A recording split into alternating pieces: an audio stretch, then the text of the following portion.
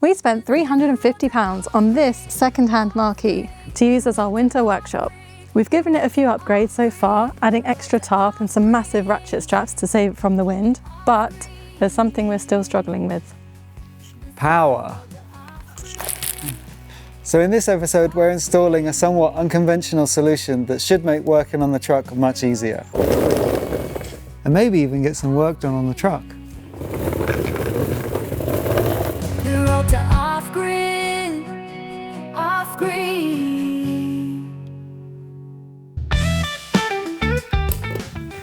So this is how the day usually starts, with me running this extension lead, which is really our main source of power for running tools and stuff.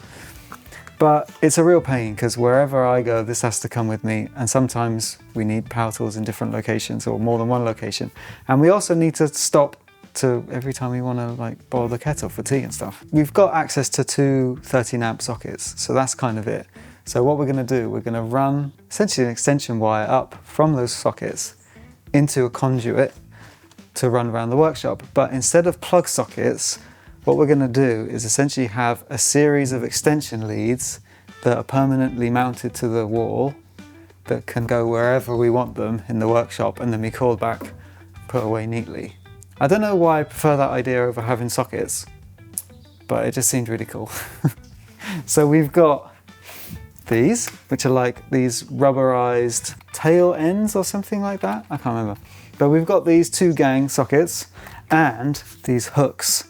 So what's going to happen is we'll have like 2 or 3 on this wall. So the conduit will come along and then there'll be a breakout point with like a 2 or 3 meter length cable on it, this on the end, and a nice neat hook. So when we're done, we just coil it up, put it back. You know, it just seems neater than having like loads of extension leads and stuff. I think it's a great idea because it's about 2 meters from that wall to the truck on this side and then another 1.5 meters to the other side. So we would have to run extension to the wall anyway. Yeah. So it makes sense that it's just built in because otherwise we're still unplugging and plugging in whenever we want to move around. This way, we just unhook it and it's there. Also, the external power sockets are quite a bit more expensive than these. So we've had quite a few comments, especially when using this, concerns about it heating up because if you use an extension lead, especially if it's coiled up, and you're pulling lots of power through it, the cable can heat up and melt and it's like a fire risk. So I've done the math on the lengths of each extension and I've basically just overspec'd the cable to be able to handle it with the voltage drop and stuff like that. 2 or 3 meter extension lead, it's not really gonna cause any issues, but just to be safe, I've overspec'd the cable. We've gone for orange because it's nice and visible. Very nice. Look at all our goodies. Cool. So we don't need one right at the end because that's where the power's going to come in. I reckon we have one here that'll do the end of the truck with an extension. I think here we should put one, not necessarily with an extension lead, but maybe so that we can have a workbench here and a light later. And then same here with an extension so we can get to the front of the truck. Yeah. And then terminate over here with this little 2 gang. And then that can power the little cabinet and battery chargers and stuff, which I always do over here because it's the cleanest place. So that's 3. That's easy. So this is going to be our power in.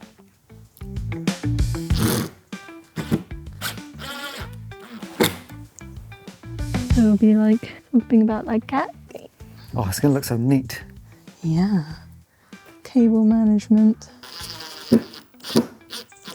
Nice. Next. Do you want to do the next one? Yeah, I want to do the next one. Okay. About there. Go on, you can hold it in there, assistant. Rude.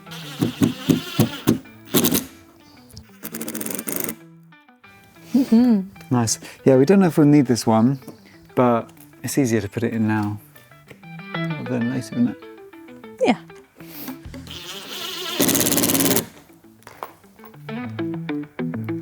Okay.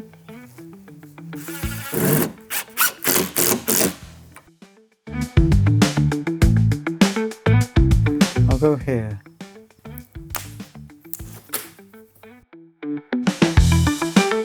There you go, that's good. And then we've got some clips to hold it in. Don't know why, just looks nice.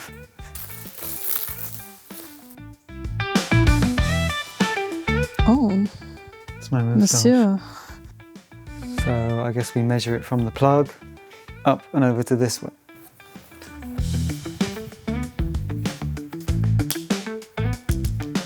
Cool. So the reason we're running 2 wires is because we have 2 13 amp plug sockets at our disposal. And we want to keep one that's just for tools and then one that's for lights. We haven't put any permanent lighting in yet, but that's what the plan is. Fit it to the inside of the workshop. Is this not going to fit?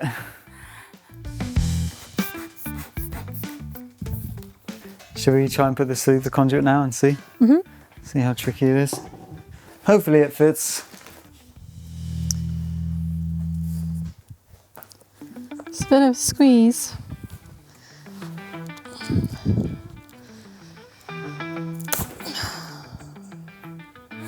What's happening? That's too tight. You can't get 2 down there. I made a slight mistake. I should have got 25mm and not 20mm. That's my bad. What are the options? I could send everything else back and then we could do an emergency run to Screwfix and get replacement bits. Or we could turn this flex hose into like that split cable management stuff. So we'd cut down the middle of it and see if that's easier. I think that would be a real pain. I think we're better off just going to get the right size stuff. Can we get a rigid stuff as well?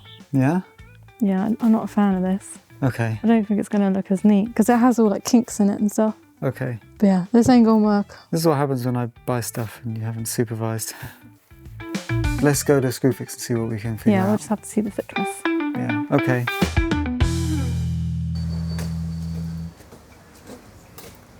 Hello. We couldn't get conduit wide enough for 2 cables. No. So we have a change of plan. So we're going to run 1 cable down here for the power and then 1 cable above for the lights later. It just means that we have to change this, instead of a 4-way, we have to change that to a T. Basically everything we did yesterday, It's wrong. it's all wrong, we've got to do it all over again. And we've swapped out the floppy conduit for the rigid stuff. Where the 2 wires come in at the beginning of the conduit, one's just going to go straight up and then we only have to deal with 1 wire. Which will be easier. Okay. Whoa! That can really flex. So we've got the T to replace it. Both wires are going to come in. Off to power, up to lights.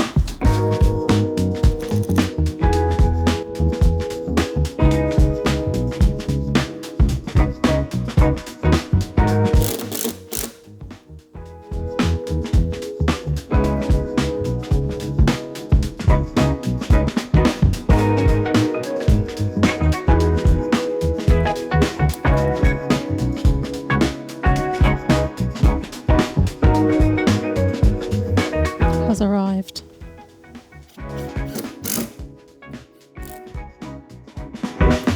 Next one here. I've gotten this from the wrong end. I was wondering what you were doing. Give it a little tail. We totally could have smashed this out yesterday if I didn't buy the wrong things. Oh, this is going to be so nice and neat.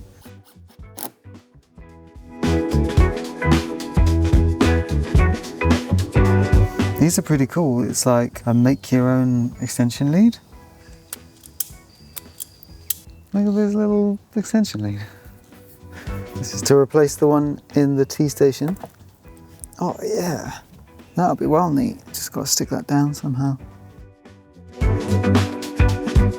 So we've got the main line running down now and then ending at the T-box. We kind of came around this corner so that we could come into an external plug socket here and then into the cupboard here for the kettle. That's the end of the road. So what's next? We haven't added the extension parts yet, Yeah. but we could start connecting up the cables together. Yeah. So everywhere we're breaking out from, rather than trying to like solder it or hack into it or anything like that, we've picked up these little connectors. They're really cool. Normally we'd use something like Wagos, but you need one Wago for the positive and the negative and the earth. These ones you can do the job of 3 Wagos in one. Yeah, it's basically a twin and earth splitter. I'll do that. You do that. And you... I'm going to put the clips to Okay. hang them neat.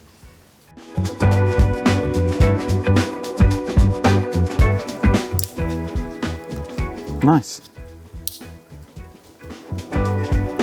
How long should we make our first extension? Is 3 meters too much? No? I don't know how to measure 3 meters. Let's use your wingspan. What's that? You're about 1.5 meters. Metre and a Or half? 5 foot. Yeah. Okay, that makes sense. 1, 2, But then you need it like up to the and wall then as well. another one to go up the wall.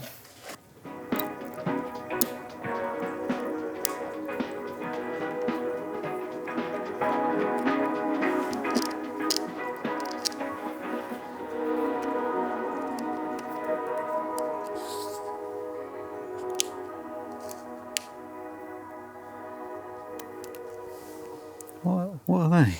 It's a little protector How did you make that? from glove. Just cut You've been it. chopping the fingers off the glass. Yeah, and then make a little cross, and then bugs won't live in there, like spiders and stuff.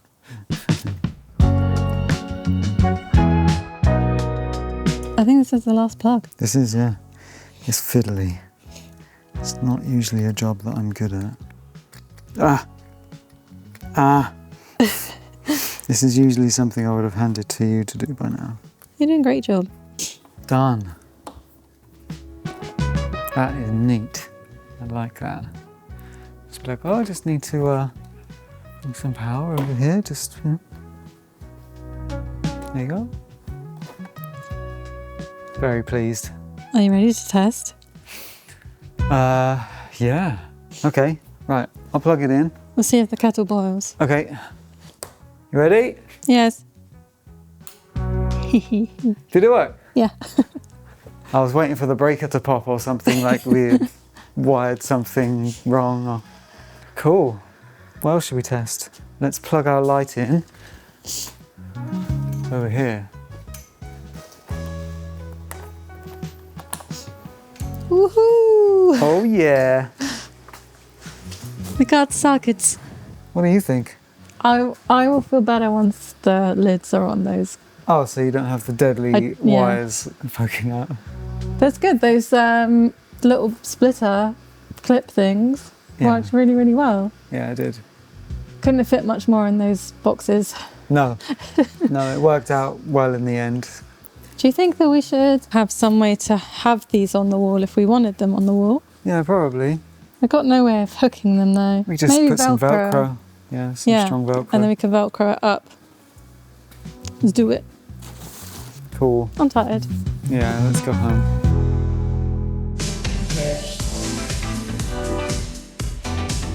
We need to start picking out some colours for the truck.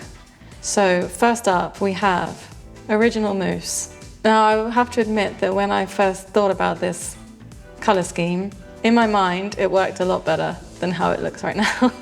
The design has been somewhat improved by Mick FBR.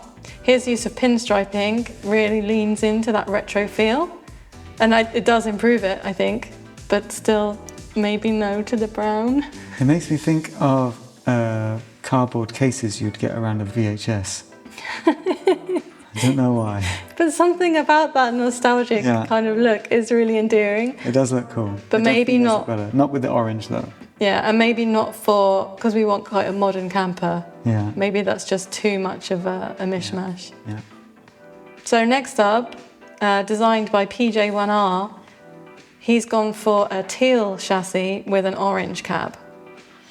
What do you think of that? Not a fan. No? No, I think I like the teal. I do like the teal wheels. It's not speaking to me. So this next designer has flipped it around. Nigel Fairclough has decided to use the Gulf racing colours. So you've got more of a duck egg cab with the orange chassis below. That does look cool. Yeah, I do like that shade of blue. And the orange wheels, maybe, could be cool. It's popular amongst designers, the orange chassis. People are taking your Sainsbury's colours and running with them, aren't they? What's up next? Well, next up, sticking with the racing theme actually, this is Eric Lund's design, British racing green with offset white racing stripe. That does look very cool. It reminds me of like the old Minis, because they would have stripes on. This is a maxi. Yeah, and the stripe adds 10 horsepower. At least. I'm almost preferring the more muted chassis. Another colour choice very popular amongst our designers is just keeping it like a battleship grey or a silver or medium grey. It's a strong choice because then you can really make the cab pop. Moving on, we're looking at a sleek grey series of combinations. Grey on the top, party on the bottom. So this yellow colour of the chassis, this is one of Tom Winch's designs, followed swiftly by the petrol blue chassis from Michel Dubois, and ending with just a red oxide traditional look. Classic. Classic. It does look nice. Yeah, I think grey, it looks cool, but this isn't your normal vehicle. And it's like, if we're going to make something, normal isn't really what's on my mind. Really, do you not think about blending in? No. Because next up, how about this? Olive look. That looks real nice. But that's like classic, vintage. It does look very vintage, but also I think that it would blend in really well with its surroundings. I like it with the red wheels. And last in the show, curveball, is this mint design. I like that. I like that too, yeah. It's a strong look. It's like, we're making a statement with the truck now. It's like a look at me. It's not too garish, It's not. It's something. It could still be like a vintagey kind of colour. I like that a lot. What is your favourite?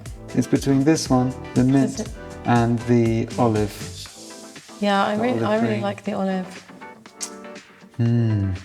But then the kind of grey cab as well, but with the flash of colour at the bottom.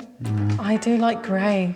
But the thing is, a lot of the chassis is going to be covered because we're going to have storage boxes under the subframe. So it's only really going to be the wheels you see. But then what colour do we make the box? That's a different show. This is the truck fashion show. You're talking about the camper pod show, fashion show. Sorry. That's in 6 months' time. What do you all think? Let us know. Thank you for coming to this year's truck fashion show.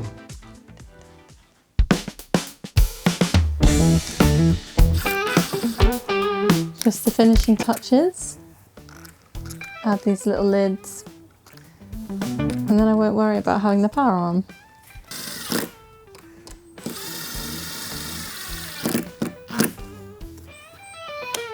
Very nice.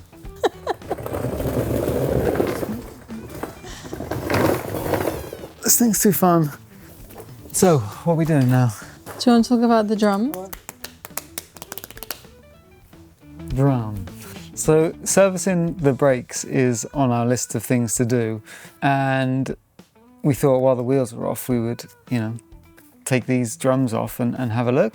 Got a manual from eManuals online, but when we looked at what was involved, we decided that it's not a good, beginner-friendly first project, mechanical project to do on the truck.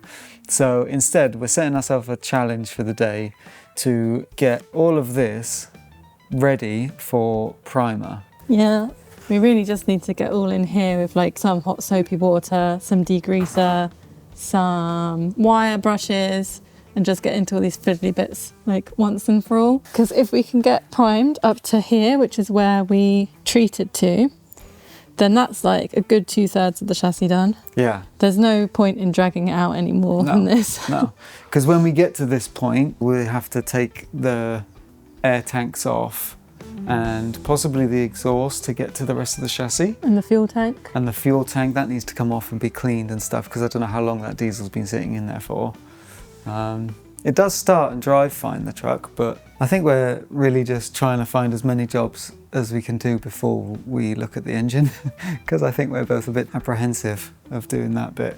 At the moment, we're using the cab as like a storage room, so maybe we need to make an additional thing for the workshop to store all our stuff in. Maybe that'll be another thing we can do to put off working on the engine.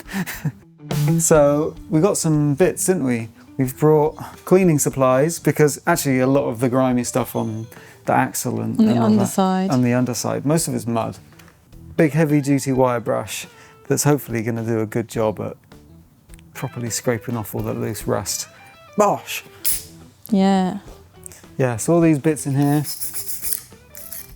Get in there. Get in there with the scraper.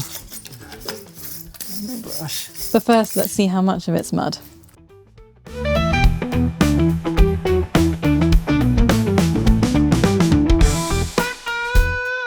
It feels like a waste of time to use a grinder on dirt, you know?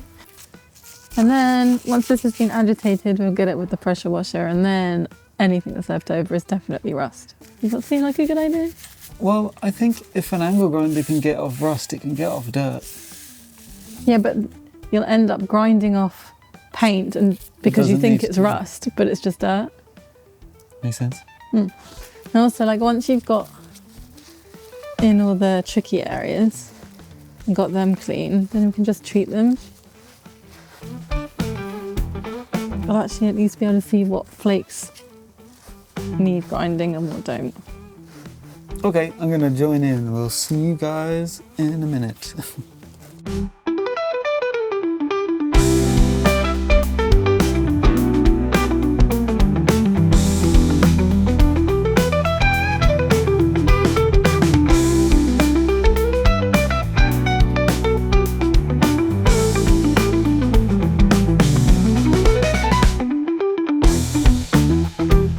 That's very rainy.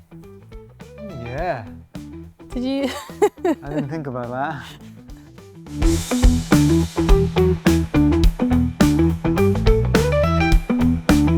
It's doing really good. It's actually like getting some of the crusty rust off in areas that we couldn't reach. That's good.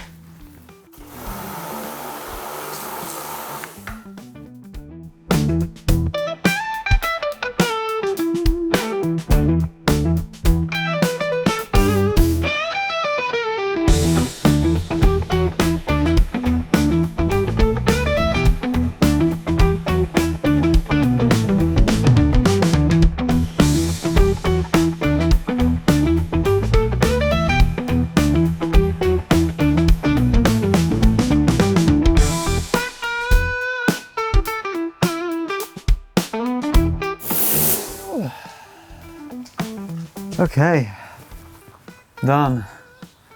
I am filthy.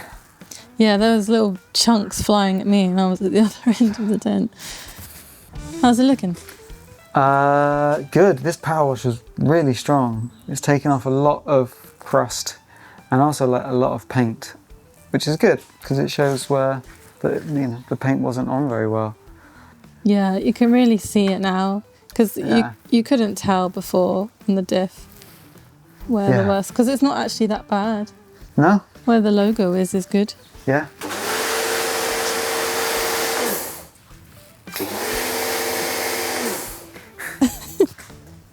Oh Can't see dear. anything. Is my face mucky? Yes. It's too close. Thank you. Don't forget, if you haven't entered the giveaway yet to win one of these SMAD portable fridge freezers, you've got 1 week left to enter. Link in the description. Okay. Where are you going to start? I don't know. Oh gosh. I think actually, honestly, I think the pressure washer blasted all the loose stuff off and some of the scrubbing. I think we could probably treat it, to be honest, now. Let's just give it a once over. Yeah.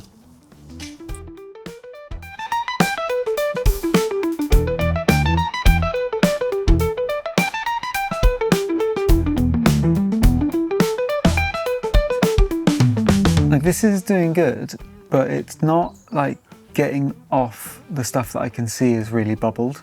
I know if I hit it with an angle grinder, if I could get in there with an angle grinder or something harder than this, like, it would come off.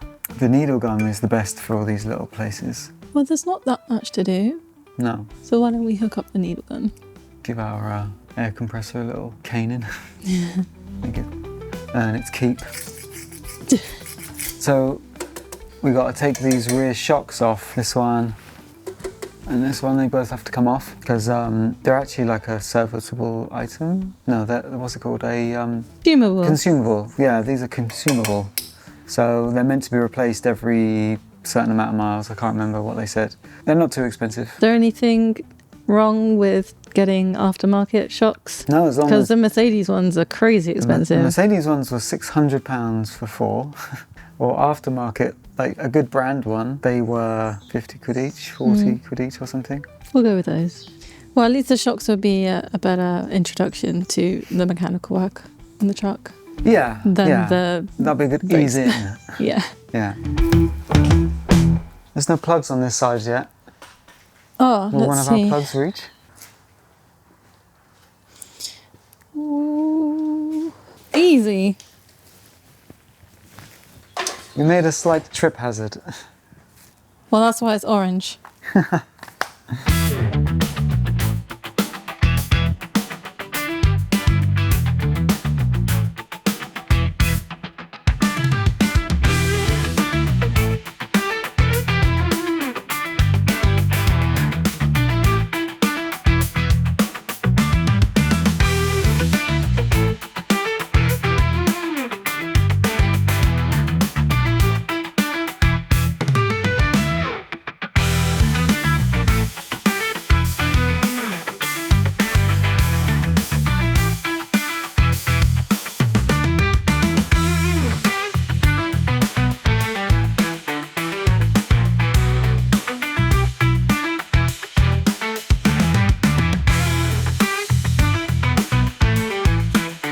So it's ready for treating. Yep. Just a little bit, and then priming. So we'll prime next week. That's the goal. Do you know what was really good about that whole thing? What? We had the lights on, you're running the compressor, I boiled the kettle. We had power stretching to the other side. Yeah. It's like a proper little workshop. Yeah, that's made a big difference. Yeah. Quality of life upgrade. Okay, that's all we have time for this week. Don't forget the SMAD fridge freezer giveaway is ending next week. Link in description. Yeah, come over to our free Patreon and we're going to do a poll so you can vote for your favourite truck colours from Truck Fashion Week. Truck Fashion Week, that was a lot of fun. I enjoyed that. And if you want to show your support, consider subscribing, and there's all kinds of links in the description as well. Have a good week. Have a good week.